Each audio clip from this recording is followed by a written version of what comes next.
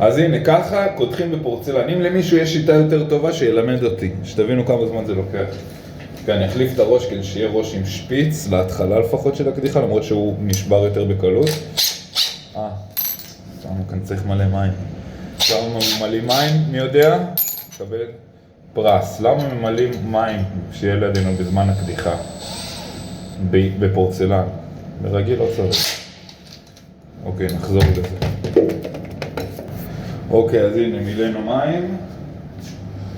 ונתחיל את הקדיחה. אני עכשיו אעשה בדיקה כמה זמן זה לוקח.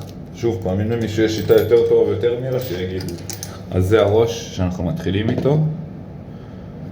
אתם רואים? לא יודע, הפוקוס לא מספיק טוב. אז שתי חורים למראה עשיתי.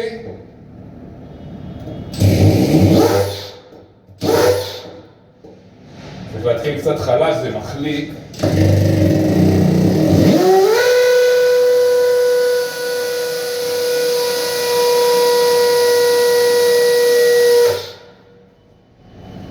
ואז טובלים במים. הסיבה היא שכדי שזה יתחמם, אז שלא יתחמם, שזה יתקרב.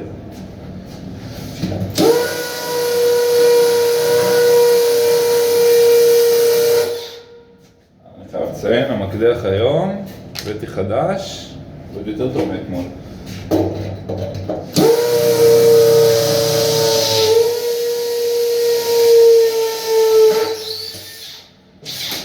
שג'קי לא ירד לי, הוא יגיד לי, נועם, אתה לוחץ יותר מדי זמן. יופי. אז הנה, זה חור אחד האמת.